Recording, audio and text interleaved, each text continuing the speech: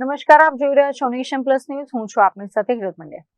વડોદરા મહાનગરપાલિકાના pre monsoon કામગીરીના પોકળ દાવાઓ અને તંત્રની ઘોર બેદરકારી વધુ એક વખત સપાટી પર આવી છે. વડોદરાના અટલાદરા રોડ પર આવેલા જાણીતા ખિસકોલી સર્કલ પાસે બુલેટ સર્વિસ સ્ટેશનની બિલકુલ નજીક એક હૃદયદ્રાવક દ્રશ્યો સર્જાયા હતા. વડોદરા શહેરમાં સ્માર્ટ સિટીના નામે કરોડો રૂપિયાના આંધણ કરવામાં આવે છે, પરંતુ વાસ્તવિકતા એ છે કે શહેરના મુખ્ય માર્ગો પણ અત્યારે નાગરિકો અને અબોલ પશુઓ માટે મરણિયા કુવા સમાન સાબિત થયા છે.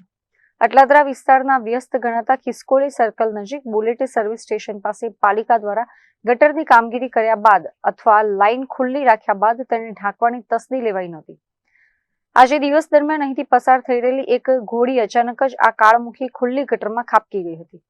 ગટર ઊંડી હોવાના કારણે ઘોડી અંદર ફસાઈ ગઈ હતી અને બહાર નીકળવા તરફડિયા મારી રહી હતી.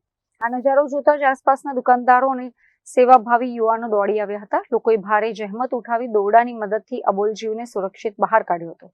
સ્થાનિક નાગરિકો ભારે આક્રોશ સાથે તંત્ર સામે સવાલો ઉઠાવી રહ્યા છે કે આ મુખ્ય માર્ગ પરથી દિવસ રાત હજારો વાહનો અને રાહદારીઓ પસાર થાય છે. રાત્રિના સમયે અહીં અંધારું હોય ત્યારે જો કોઈ બાઇક ચાલક કે નાનું બાળક આ ખુલ્લી ગટરમાં ખાબકે તો તેની જિંદગીનું જોખમ ઊભું થઈ શકે છે.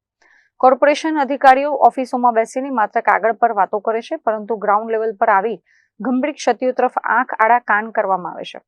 શહેરીજનો માંગ કરી રહ્યા છે કે વડોદરામાં કોઈ મોટો જીવલેણ અકસ્માત સર્જાય તે પહેલા ખિસકોલી સર્કલ પાસેની આ ગટર સહિત શહેરના તમામ ખુલ્લા મેઇન હોલને તાત્કાલિક લોખંડના મજબૂત ઢાંકણથી બંધ કરવામાં આવે. કેમેરામેન નવનીત પરમાર સાથે Chirag Patel, nation plus news, Vadodara.